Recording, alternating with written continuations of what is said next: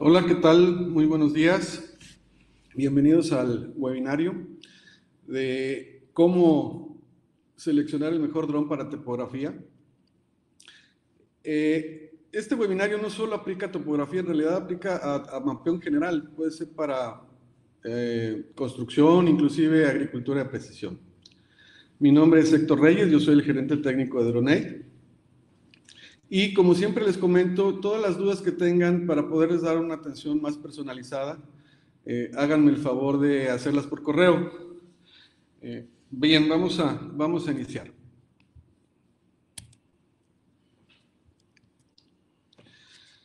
En nuestra agenda tenemos la primera parte de la que vamos a hablar es cámaras. Es muy común que me pregunten si se puede utilizar cualquier tipo de cámara para mapeo y la respuesta es sí, pero hay que tener en cuenta ciertas características.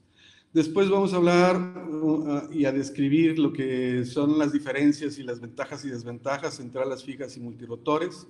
Vamos a hablar de la estructura, del cuerpo o del frame, como se le dice normalmente. Vamos a hablar acerca de los diferentes tipos de hardware, las características principales que tiene que tener el hardware, el software. Vamos a hablar de otros puntos de interés y finalmente terminamos con conclusiones. El objetivo del webinario es que al final ustedes tengan la información adecuada para poder elegir el mejor dron y sobre todo las mejores características.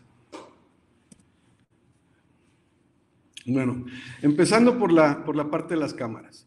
Lo primero que hay que considerar es la lente. En la mayoría de las cámaras pequeñas de tipo GoPro o de tipo Sport, tienen lentes de fisheye o de gran angular.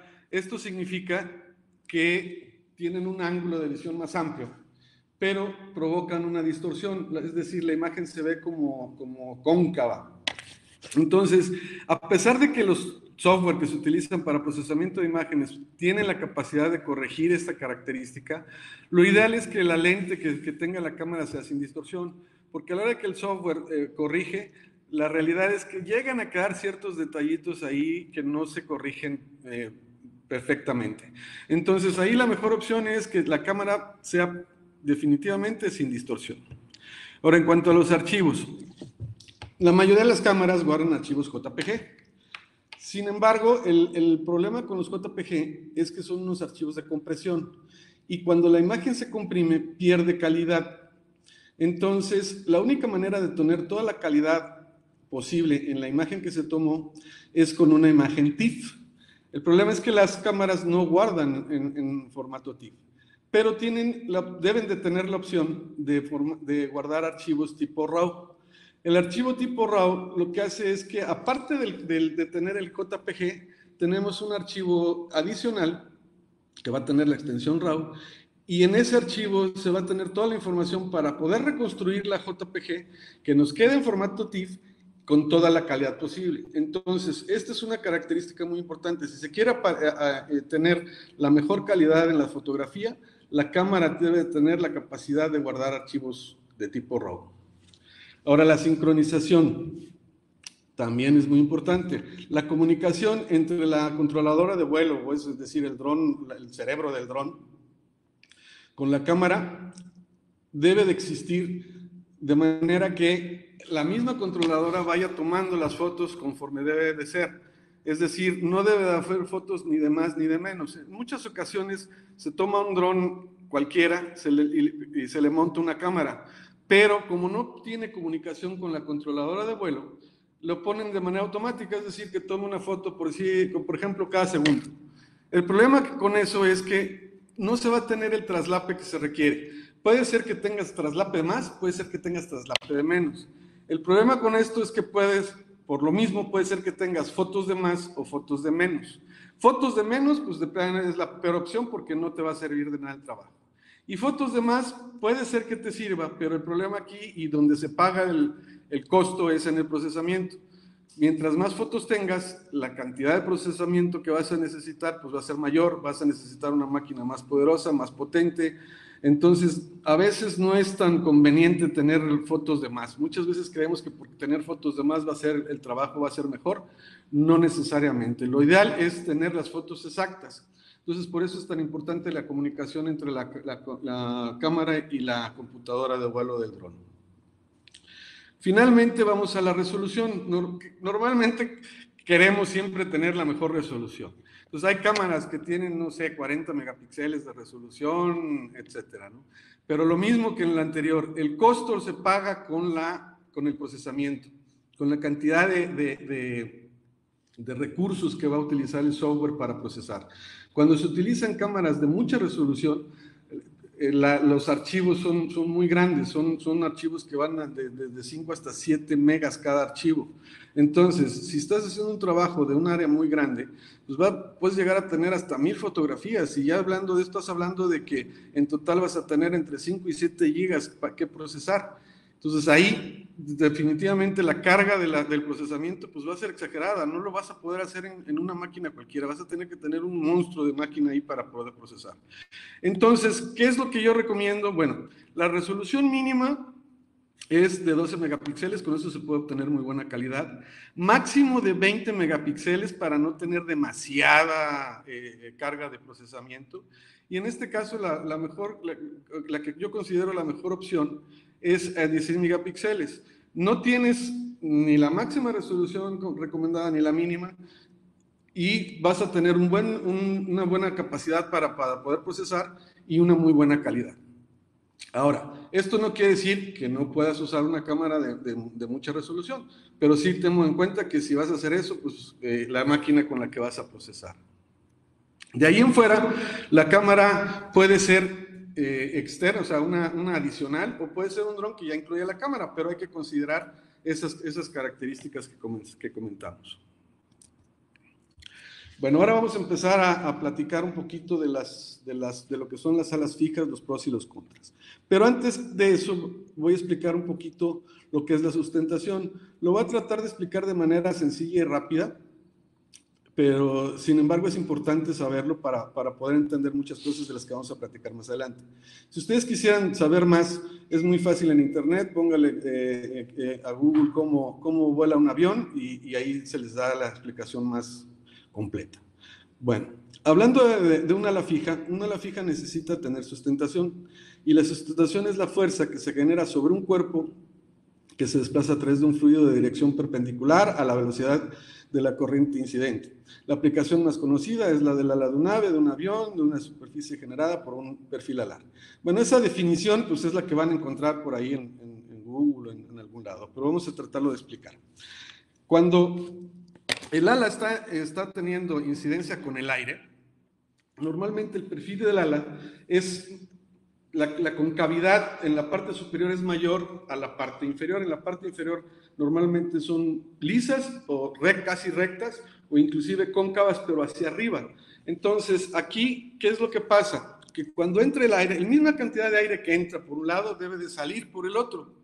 Entonces, al tener la parte cóncava superior, el aire va a tardar más tiempo en recorrer la superficie que si estuviera más recta en la parte de abajo. ¿Qué es lo que sucede? Que el aire en la parte de arriba va a tener que aumentar de velocidad, y eso va a provocar una caída de presión. En la parte de abajo, la velocidad se va a reducir y eso va a provocar una subida de presión, y eso es lo que va a hacer que se genere una fuerza de abajo hacia arriba, y esa fuerza que se está generando de abajo hacia arriba es a la que le vamos a llamar sustentación, o es lo que se le llama comúnmente sustentación. Ahora, es bien importante entender esto. ¿Por qué? Porque todos los aviones, no importa si es dron o es un avión de veras o es un avión grande o chico, todos los aviones necesitan tanto despegar como aterrizar de frente al viento por esta razón. En el despegue no hay tanto problema, sin embargo se debe de hacer siempre de frente al viento, pero no hay tanto problema por dos razones, porque en esa ocasión el avión está acelerando, si no al máximo, pues a una potencia lo suficientemente fuerte para poder generar la sustentación necesaria, y no hay tanto problema con la pérdida de sustentación. El problema es en el aterrizaje. Cuando el avión va a aterrizar, disminuye su velocidad. Entonces, al disminuir la velocidad, si tuviéramos el viento cruzado, que sería de lado a lado, o peor aún, de cola, que sería por la parte de atrás, la sustentación prácticamente sería nula. Entonces, y si el motor no está en baja o inclusive apagado, el dron lo que va a poder hacer es planear, pero si no tiene sustentación se va a caer. Entonces es muy común que se tengan accidentes, sobre todo en alas fijas de tipo dron, por esta razón, porque a veces el aterrizaje no se está realizando de frente al viento. Entonces, en el momento en que desacelera, pierde sustentación y riacatán, se cayó. Entonces, es muy importante tomar en cuenta eso, porque depende de eso es que vamos a hablar de muchas de las desventajas que tienen las alas fijas. Bueno, vamos ahora a la parte de la estructura o el frame. Los tipos o características más comunes son de tipo avión o ala delta. Sin embargo, existen o ya hay modelos nuevos que se les llama VTOL. Los modelos nuevos de VTOL hay los que tienen 4 motores, como el que estamos viendo en la imagen, y estos despegan como si fuera prácticamente un multirotor, despegan totalmente de manera vertical, y después hacen una transición, que es cuando cambia de forma de vuelo vertical a forma de vuelo horizontal. En ese momento los motores se apagan, los verticales, y utiliza el motor para desplazamiento horizontal. Hay una tercera versión donde el dron o el ala fija despega con la punta o con la nariz viendo hacia arriba. En ese caso despega totalmente vertical, pero el avión está también vertical, y después hace una transición volteándose a manera horizontal. Esto vamos a platicar un poquito más adelante también de cuáles son las ventajas y desventajas. Ahorita nada más los estoy explicando como tal, pero sí vamos a hablar aquí de lo que tiene que ver con los materiales de construcción. Los materiales de construcción en alas fijas son 3 principalmente, que son EPO, EPP, y fibra. Ya puede ser en algunos casos fibra de vidrio o fibra de carbón. Aquí el más recomendable es EPP. El EPO, tanto el EPP como el EPO son un tipo de foam similar al unicel. Sin embargo, el EPO es un tipo unicel muchísimo más resistente que un unicel, pero tiene la desventaja de que, a pesar de que es resistente a los golpes, es muy delicado en cuestión de estética o de superficie. Cuando tú lo tocas, con el simple hecho de tocarlo y hundirle un poquito la uña, por ejemplo, va a quedar la uña marcada ahí prácticamente para siempre, ¿no? Y aunque hay por ahí técnicas donde dicen cómo poderlo reparar, pues la realidad es que no, lo ideal es que no esté maltratado. En cambio, el EPP no. El EPP es otro tipo de foam donde la superficie y cualquier parte siempre se van a mantener en la misma forma, a menos que tenga una rasgadura o que tenga un accidente y se rompa. Pero también las ventajas de estos dos es que si se llegara a romper un pedazo, es muy fácil de reparar con pegamento de epóxico desde 5 minutos, agarras tu pedacito, se lo pegas y se acabó.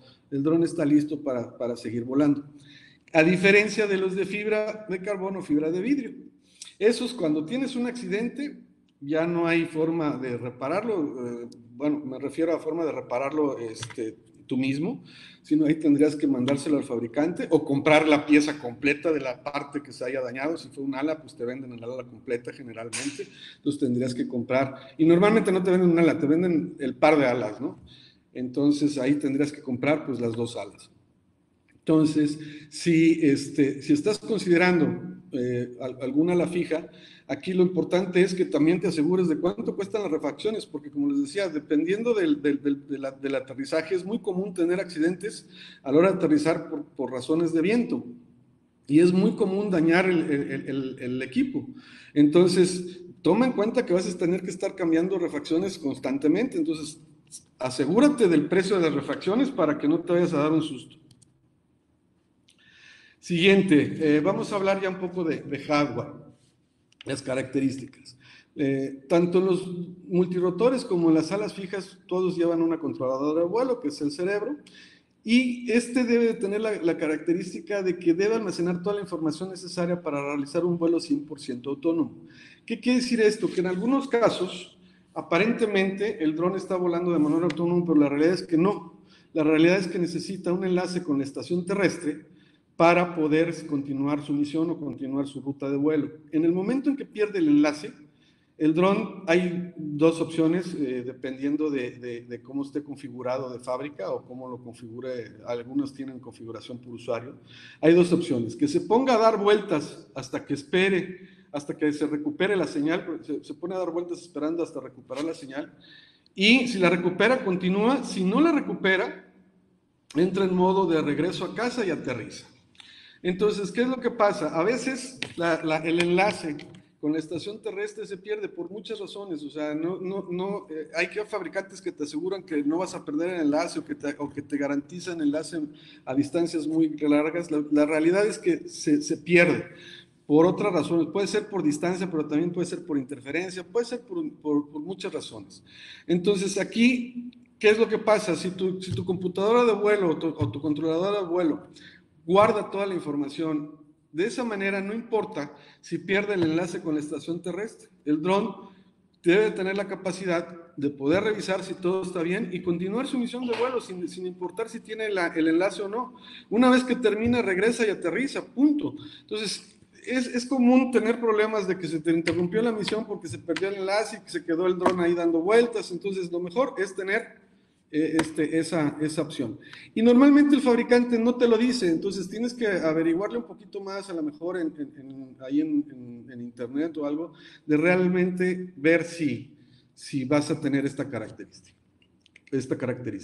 La otra, pues, es telemetría. La telemetría es necesaria para poder tener toda la información de lo que pasa con el dron, como por ejemplo, pues, que si el voltaje de la batería, la posición, la altitud, la velocidad. Y esto básicamente nos ayuda para monitorear que el vuelo se está desarrollando correctamente y poder detectar algún inconveniente. Y por otro lado, es un radiocontrol. En las salas fijas no es común tener un radiocontrol, porque como son tan difíciles de volar manualmente, los fabricantes, para evitar que el usuario tenga problemas a la hora de volar, es muy difícil aprender a volar y muy complicado volar manualmente, lo que hacen es eliminar el radiocontrol y te dejan el control a través de una tablet o a través de la estación terrestre. Sin embargo, sí es importante, porque cuando tú logras aprender a volar el dron de manera manual, y si tienes un radiocontrol, cuando hay problemas, por ejemplo, vamos a suponer que despegaste, ya terminó la misión, pero en el momento en que despegaste, tú tenías planeado un ángulo de entrada para aterrizaje y el viento resulta que cambió. Entonces, en ese momento, a pesar de que en las tablets y en los otros métodos hay forma de cambiar en vuelo directo, de cambiar el destino del aterrizaje, a veces no es tan sencillo y a veces no te da tiempo, no tienes el tiempo suficiente. Entonces, lo ideal en estos casos es poder aterrizar de forma manual. Sin embargo, les comento, no es tan fácil que el ala lo tenga, y no es tan común que venga ese radiocontrol. De ahí, como en todos los drones, se va a necesitar de un compás, un GPS y diferentes tipos de sensores. Hablando del GPS, pues tiene que ser un GPS tipo GNS Neo. Dentro de los Neo hay varios modelos, que son el M8N, el M8T y el M8P. No importa cualquiera de los modelos, cualquiera es bueno. La diferencia es que el T y el P se utilizan también para fines de RTK y el N no. Sin embargo, los tres tienen muy buena precisión y son muy buenos. Entonces, asegúrate de que por lo menos tenga un GPS de este tipo. Ahora, hablando del compás, debe de incluir al menos un compás. Si no tiene compás, es imposible que se pueda orientar y no va a poder realizar vuelos automáticos. Y de preferencia, bueno, pues el compás esté alejado lo más posible de los motores o de los cables de corriente, para que no puedan causar interferencia magnética. Ahora, en el caso de las alas fijas, es indispensable que tenga un sensor de velocidad del viento, lo que comentábamos sobre la sustentación. El dron, volando de manera autónoma, no sabe si tiene la suficiente sustentación o no, y no puede, lo único que detecta es que se está cayendo o que está perdiendo altura. Entonces, la única manera de saber es con un sensor de la velocidad del viento. Con eso el dron puede calcular automáticamente la aceleración que necesita para compensar la pérdida de sustentación. Entonces, en una ala fija es indispensable el sensor de velocidad de viento. Bueno, ahora vamos a empezar. En el caso de ala fija voy a empezar por las desventajas, porque en realidad son muchas las desventajas que hay. Y ya al final me voy a ir por las ventajas. El primero, pues ya comenté un poco, que es el sistema de despegue y aterrizaje. A excepción de los modelos que comentamos, VTOL, que despegan verticalmente, las alas fijas requieren áreas muy, muy amplias, sin obstrucciones, además de que siempre deben de hacerse de frente al viento. Por ejemplo, en la foto que tenemos ahí en la imagen, si se fijan, es un área donde no hay árboles, donde no hay nada, está llena de pastito para que a la hora de aterrizar no se maltrate. Entonces, esas son las imágenes que normalmente te pone el fabricante. La realidad es que a la hora de trabajar no vas a poder encontrar lugares así siempre. La otra es que hay sistemas, como ya comentamos en el caso de los VTOL, donde tienes el equipo despega verticalmente, pero también tienes que considerar el viento de igual manera. O sea, no porque está despegando verticalmente ya no hay problema con el viento, siempre tiene que hacer la transición de frente al viento. Y hay algunas opciones o algunos drones que tienen paracaídas. Esto tampoco es muy práctico. La realidad es que cada vez que se abre paracaídas, aunque el dron disminuye la velocidad, siempre se genera un tirón muy fuerte a donde está sujetado el paracaídas. Y tarde o temprano, aunque estén reforzados con aluminio y los refuerzan de 1000 formas diferentes, tarde o temprano se va a arrancar y se va a caer el dron. Y otra de las desventajas es que si hay viento, pues el viento se lo va a llevar y puede caer arriba de un árbol, puede caer en X lugar. Entonces, pues no son lo más conveniente. Entonces, por eso lo pongo como una desventaja. Ahora, la velocidad y la altitud. Las alas fijas usan el sensor de velocidad que ya comentamos y con esto aceleran para compensar la pérdida de sustentación, lo que provoca que esté acelerando o desacelerando, dependiendo, como normalmente en un vuelo de mapeo son pasadas hacia un lado y hacia el otro. Puede ser que de repente tengas el viento de frente, de repente tengas el viento por atrás, o puede ser que tengas el viento cruzado constantemente. El problema es que aquí lo que va a pasar es que va a estar acelerando y desacelerando, acelerando y desacelerando, dependiendo de cómo tenga el viento. Y puede haber velocidades superiores a los 30 metros por segundo, que ya son altas. Entonces, ¿qué es lo que pasa cuando estás tomando fotos? La cámara, entre foto y foto, necesita un tiempo para recuperarse.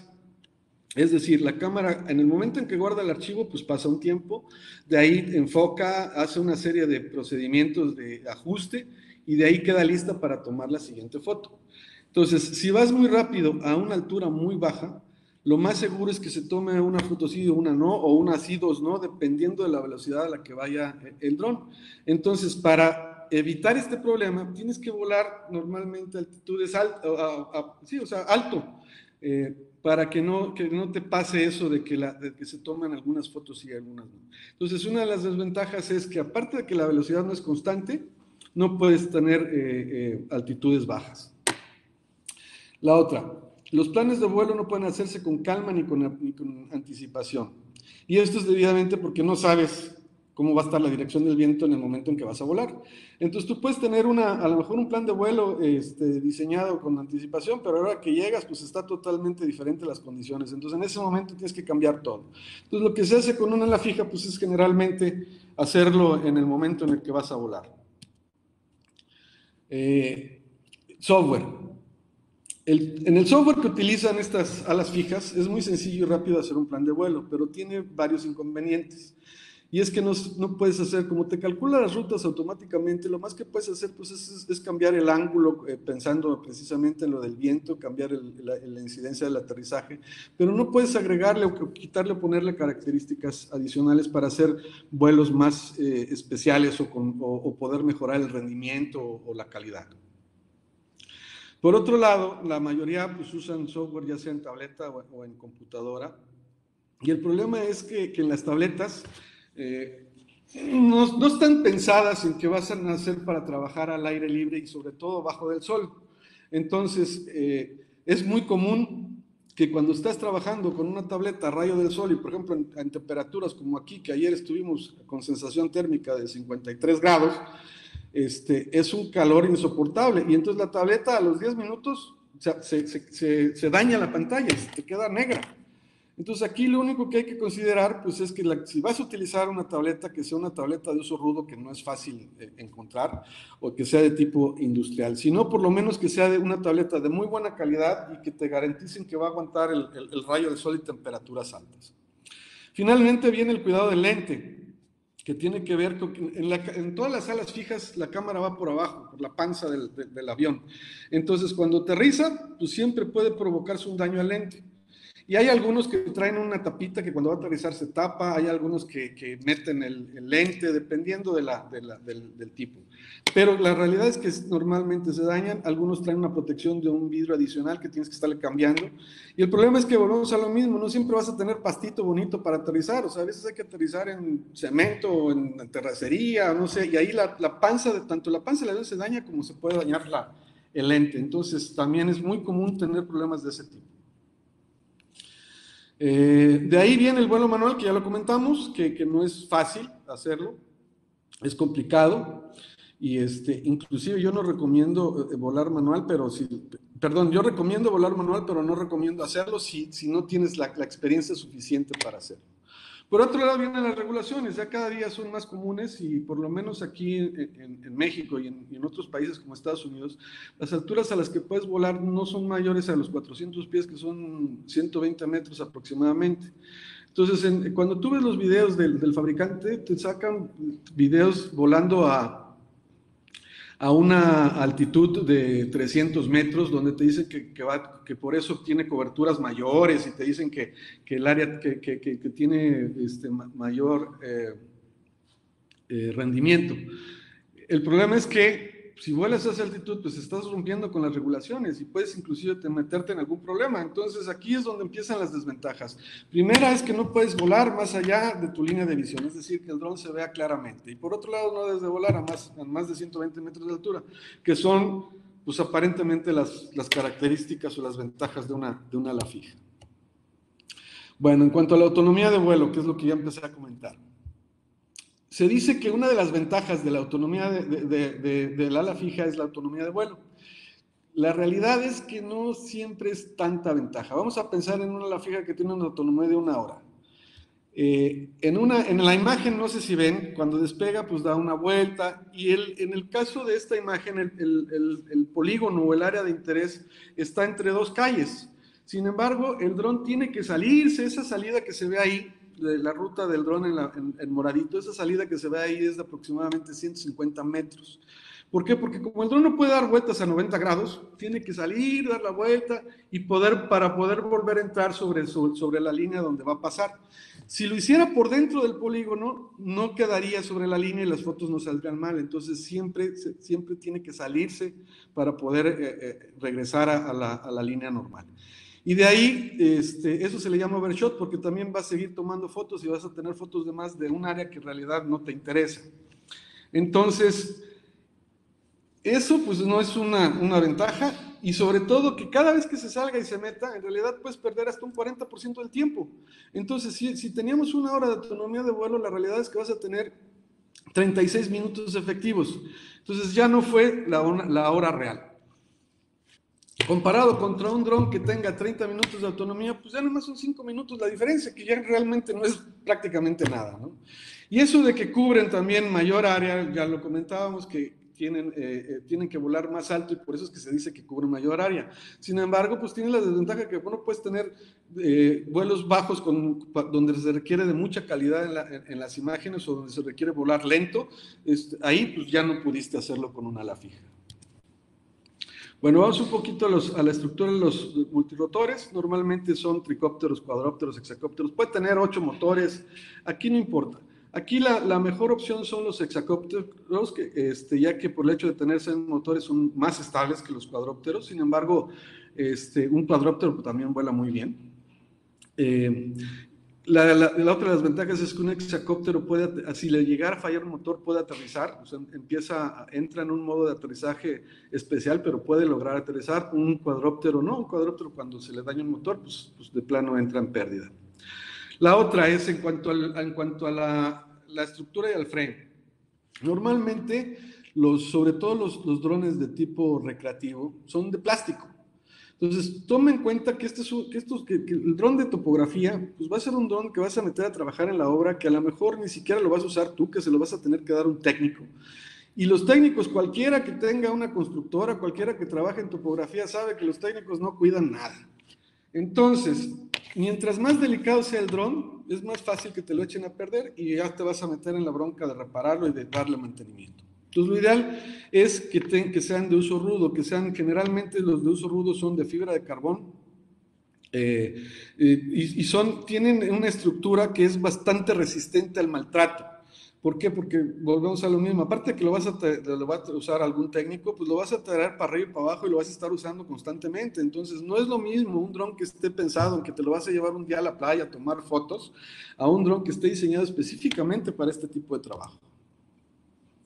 La otra es que es importante, es en el caso del tren retráctil. Hay droncitos que tienen unas patitas que cuando se inclina el dron, a veces por el viento, el dron para poder contrarrestar el viento se tiene que inclinar y a veces llegan a salir las patas en la foto. Entonces, es común que vayas, haces tu trabajo, regresas y a la hora que empiezas a revisar las fotos, pues resulta que de repente hay algunas fotos donde se aparecen las patas. Entonces, lo ideal es que tenga un tren retráctil o si no, por lo menos que las patas estén a la altura de los motores, lo más alejadas de la cámara. Ahora vamos a hablar del hardware de los multirotores. En el mismo caso del anterior, tiene que ser capaz de almacenar toda la información para realizar un vuelo autónomo. Ya lo comentamos y es el mismo caso, que pueda volar 100% autónomo sin tener enlace con la estación terrestre. Telemetría, pues lo mismo, es necesario tener la información. Y aquí, en el caso de nuestro dron, hay una característica muy especial. Nosotros manejamos el control del dron en dos canales diferentes. Por un lado va la telemetría y por otro lado va el radiocontrol. ¿Qué ventaja tiene? Es que si pierdes alguno, se te sigue quedando el otro, si por alguna razón. Y como son frecuencias diferentes, si se pierde, pensando que se perdiera por interferencia, por alguna razón de ese tipo, como son frecuencias diferentes, siempre te va a quedar un respaldo de la otra. En muchos drones lo que hacen es que juntan todo. Por un lado tienen el video, por otro lado tienen la telemetría, por otro lado tienen las señales de control. Todo lo juntan, el video lo comprimen, lo juntan, lo mandan por un solo canal en una sola frecuencia, llega al otro lado, se descomprime y se acomoda donde tiene que ir. Entonces, el problema de todo eso, pues es que sí, aparentemente es práctico que vaya todo en una sola, pero si pierdes esa, pierdes todo. Entonces aquí, por un lado, no es solo tener telemetría, sino tener canales diferentes para poder tener redundancia. Por otro lado, en el caso de los multirotores puedes tener un gimbal, a diferencia de las alas fijas. En la ala fija normalmente no hay gimbals, aunque ya algunas lo tienen, son alas fijas de otro tipo y no son generalmente alas fijas para mapeo. Y el gimbal lo que te permite pues es estabilizar la cámara para que las fotos no salgan movidas y sean totalmente horizontales. Y por otro lado, lo que comentamos igual, el radiocontrol te sirve para tener control manual y poder volar en situaciones de emergencia, por ejemplo, poder tomar acciones correctivas o aterrizar de manera segura. A diferencia de otros drones, en el caso de nuestro dron, el radio, como se ve ahí, no se alcanza a ver a lo mejor muy bien, pero el radio en la pantalla trae toda la telemetría. No nada más tienes la telemetría en la estación terrestre, sino aquí también tienes toda la telemetría. Tienes ángulos, tienes mensajes de alerta, tienes voltajes de batería, tienes tiempos, tienes satélites, tienes toda la información directamente en el radio. Y aquí es una ventaja porque la pantalla del radio está diseñada para aguantar calor y para aguantar altas temperaturas y se ve muy clarita cuando tienes mucho sol. Entonces aquí, en este caso, en nuestro dron, ni siquiera es necesario tener una tablet o utilizar una tablet. En el caso de GPS y compás es lo mismo, que similar al otro, ya no lo voy a comentar. No solamente me voy a ir a la parte de sensores para detección de obstáculos. En los drones multirotor, en especial los de mapeo, no es indispensable tener sensores de detección de obstáculos. Normalmente los sensores de detección de obstáculos se ponen en drones recreativos porque la mayor parte del tiempo esos drones están volando en manera manual para tomar fotos, selfies o videos. Entonces ahí sí es importante pues tener la seguridad de que el dron no va a chocar con algo. En el caso de un dron de topografía, se supone que tú debiste de haber hecho un plan de vuelo perfectamente bien revisado y considerado todas las opciones de todos los obstáculos que pudiera haber. Entonces, normalmente no es necesario tenerlos.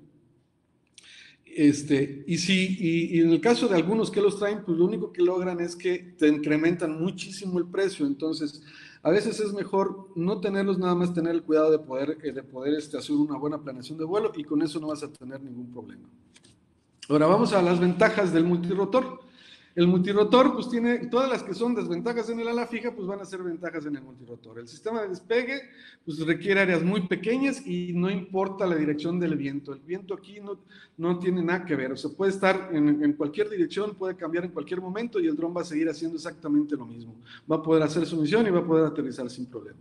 En cuanto a la velocidad de altitud, este tipo de dron puede mantener tanto velocidades constantes como alturas constantes. Entonces aquí la calidad del trabajo pues es mucho mejor y no tienes problemas de pérdida de información o de pérdida de fotografías o cosas así. En cuanto a los planes de vuelo, pueden hacerse con toda calma y con toda anticipación, porque como ya no tienes el problema del viento, pues lo puedes planear con toda la calma del mundo, considerando todo lo que sea necesario para poder tener el mejor rendimiento y la mejor calidad. No siempre la ruta, o sea, una ruta de vuelo, hay muchas formas de hacerla y hay muchas formas de hacer en la misma área. Y dependiendo de cómo la hagas, vas a tener un mejor o un peor rendimiento. Entonces, es una de las ventajas de poderlo hacer con calma. El software que se puede utilizar para hacer las rutas de vuelo, pues puede ser un software que te permita hacer rutas de vuelo ya más sofisticadas, especiales, donde puedas tener control de más características, como lo comentábamos, que si el overshot, que si el overshot, que si esto, que si lo... Hay muchas características que en los software de tipo genérico no tienes, y eso no te permite tener una ruta de vuelo más efectiva.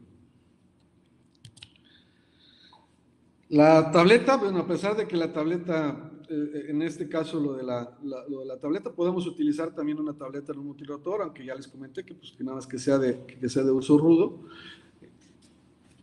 Pero siempre, normalmente en un multirotor vas a tener también el radiocontrol.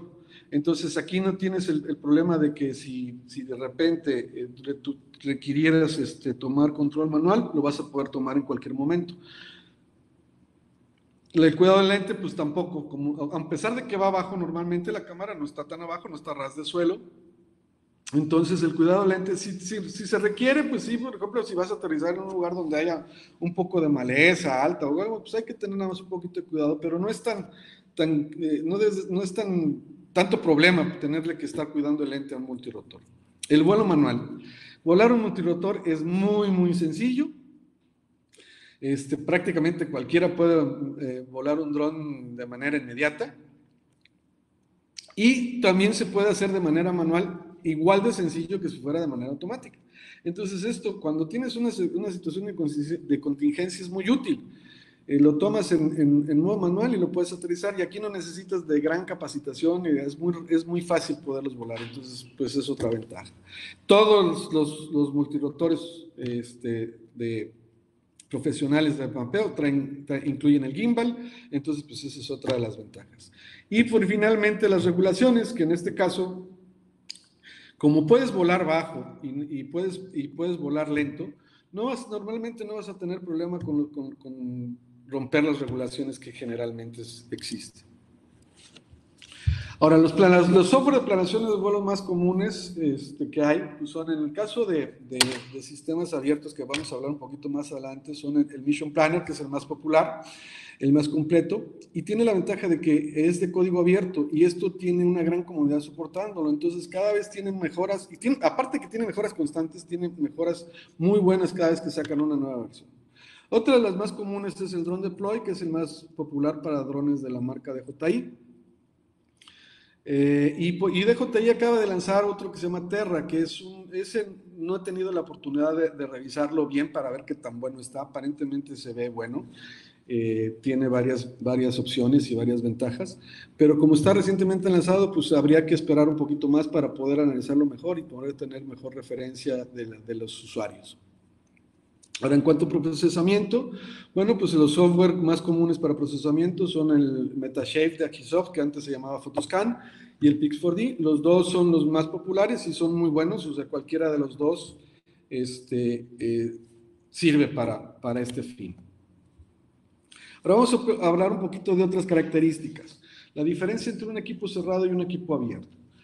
Un equipo cerrado generalmente son los que ya vienen de marca de tipo recreativo o de marcas muy grandes. Esos drones se les llama cerrados porque no les puedes modificar nada prácticamente. O sea, no puedes agregarle una cámara, no puedes quitarle algo o agregarle algo, cambiarle a otro tipo de motor o agregarle un tren retráctil o no un tren retráctil, aunque a veces salen por ahí locos que lo hacen, pues todo es de manera muy hechiza y no es recomendable. Entonces, estos pues tienen la desventaja de que cuando quieres crecer, pues no lo puedes hacer. O sea, si tú ya lo tienes y de repente resulta que tu cámara es de 20 megapíxeles y por alguna razón te salió una chamba muy buena donde vale la pena invertir en una cámara de 40 megapíxeles, pues no lo vas a poder hacer. En cambio, un equipo abierto le puedes modificar de manera muy sencilla. No se recomienda que lo hagas tú directamente, sino que lo haga el fabricante, pero es muy fácil hacerlo y el fabricante, aparte de que no te va a cobrar tan caro por hacerlo porque es muy fácil, es muy rápido. Y lo puedes crecer en el momento que quieras. Entonces, principalmente esa es la ventaja de un equipo abierto a un equipo cerrado, que lo puedes crecer y lo puedes modificar.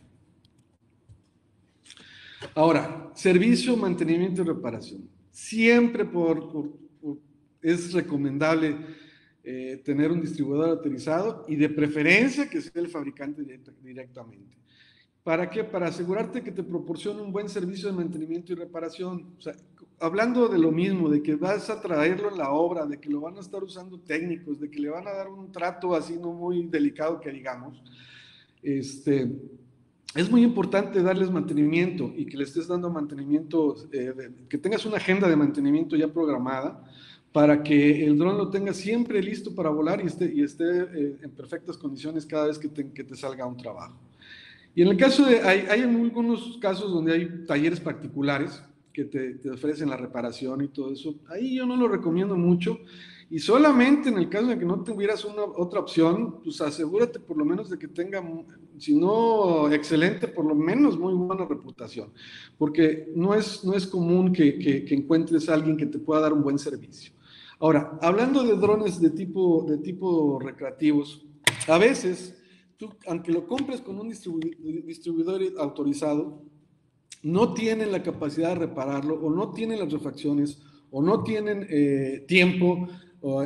Inclusive, aunque tú compres uno de marca, si tú compras uno de marca con un distribuidor, luego quieres ir con otro, el otro distribuidor no te va a querer, por ejemplo, valer la garantía. ¿Por qué? Porque no hay un control de lo que se vende en México. Entonces, él no sabe dónde lo compraste y entonces para asegurarse de que sea comprado legalmente y en México, solamente le dan garantía a los que ellos vendieron. Entonces, pues ahí se te complica, ¿no? Entonces, y por otro lado, si no tiene la capacidad de dar un buen servicio y una buena atención, vas a batallar mucho con las reparaciones. Ahora, los drones que son de ese tipo, y como son generalmente cerrados, es muy complicado repararlos.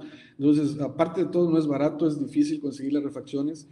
Y sobre todo, si por alguna razón utilizaste uno de los que son muy delicados, los que son de plástico como el Mavic o el Spark y ese tipo de droncitos que son muy, sobre todo el gimbal es súper delicado.